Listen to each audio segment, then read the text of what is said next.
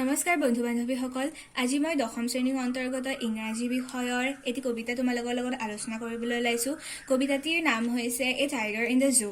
কবি হৈছে লেছলি নৰিছ। ইয়াত দুটা বাঘৰ বিষয়ে কৈছে, য'ত দুটা বেলেগ বেলেগ ঠাইত থাকে। এটা বাঘ যোনটো হাবিত থাকে, নিজৰ নেশ্যনেল হেবিটেট, নিজৰ প্ৰাকৃতিক বসবাসত থাকে, আৰু আনটো বাঘ হৈছে যোনটো পিঞ্জৰাৰ ভিতৰত চিৰিয়াখানাত থাকে। এতিয়া কৈছে যে he stalks in his vivid stripes the few steps of the cage. ইয়াত কৈছে হি ষ্টক্স মানে হৈছে walk slowly in his vivid stripe. Vivid মানে হৈছে ক্লিয়াৰ, আৰু ষ্ট্ৰাইপছ মানে হৈছে এটা শৰীৰত থকা আগবাগ ৰেখাবোৰ।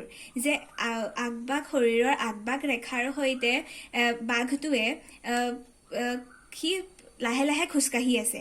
The few steps of his কেজটো হৈছে তাৰ সীমিত সৰু, সেই কেজটোৰ ভিতৰত সি কেইখোজমান কাঢ়ি আছে লাহে লাহে। On patch of velvet quiet in his quiet raise. Patch মানে হৈছে ভৰিৰ যোনটো হাতোৰা, সেই হাতোৰাটো, আৰু ভেলভেট কোৱাইট মানে হৈছে ছফ্ট লাইক ভেলভেট। মানে যিহেতু বাঘ হাবিত থাকে, হাবিত থকা বাঘবোৰৰ সিহঁতে চিকাৰ কৰে বাবে সিহঁতৰখিনি সেই ছফ্ট নহয়, কিন্তু সি যিহেতু পিঞ্জৰাত আছে, সি জুত আছে, সেইটো কাৰণে তাৰটো কোমল বুলি কৈছে। সি সেই কোমল হাতোৰাৰ সৈতে সি লাহে লাহে খোজকাঢ়ি আছে এটা নীৰৱ খঙৰ সৈতে। কোৱাইট ৰেজ মানে হৈছে নীৰৱ খং। হি should be lurking in shadow, sliding through long grass, near the water hole where plump deer pass. ইয়াত এতিয়া এটা বাঘৰ কথা কৈছে, যোনটো নিজৰ নেশ্যনেল হেবিটেট অৰ্থাৎ প্ৰাকৃতিক বসবাসত থাকে। He should be lurking. যোনটো বাঘ চিৰিয়াখানাত আছে, সেই বাঘটো বোলে লাৰ্কিং ইন দ্য শ্বেডো, জংঘলৰ যোনখিনি ছাঁ, সেই ছাঁখিনিৰ মাজত লুকাই থাকিব লাগিছিল। লাৰ্কিং মানে হৈছে লুকাই থকা। শ্লাইডিং থ্ৰু লং গ্ৰাছ, দীঘল দীঘল ঘাঁহৰ মাজেৰে সি লাহে লাহে বগুৱা বাই যাব লাগিছিলে। নিয়াৰ দ্য ৱাটাৰ হোল মানে পানী জমা হৈ থকা ঠাই, সেই ৱাটাৰ হোলখিনিৰ কাষত সি বোলে লুকাই থাকিব লাগিছিলে। ৱে প্লাম দেয়াৰ পাছ, য'ত লুডুৰ পুডুৰ মাংসশাল হৰিণাবোৰ যায় পানী খাইগে, তাত লুকাই থাকিব লাগিছিলে। প্লাম্প মানে হৈছে ফ্লেশি বা ফেটি। He should be snarling around houses at the jungle's edge, baring his white fangs, his claws terrorize the village. He should be snarling মানে সি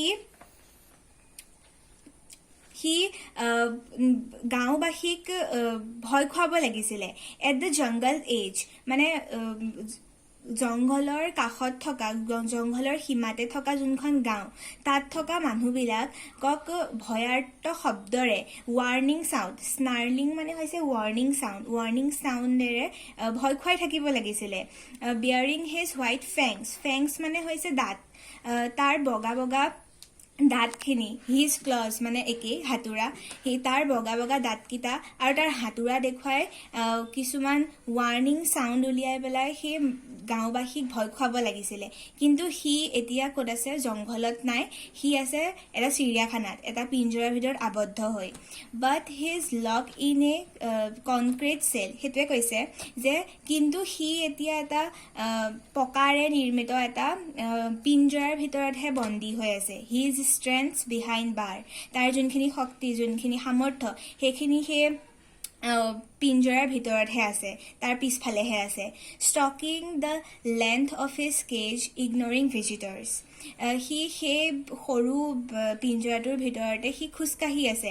ইগনৰিং ভিজিটৰ, যোনখিনিয়ে তাক চাবলৈ গৈছে, ভিজিটৰখিনিয়ে যোনখিনিয়ে বাঘটো চাবলৈ গৈছে চিৰিয়াখানাত, সেইখিনিক অৱহেলা কৰি পেলাই সি খোজকাঢ়ি আছে নিজৰ পিঞ্জৰাটোৰ ভিতৰতে এটা নীৰৱ খঙৰ সৈতে।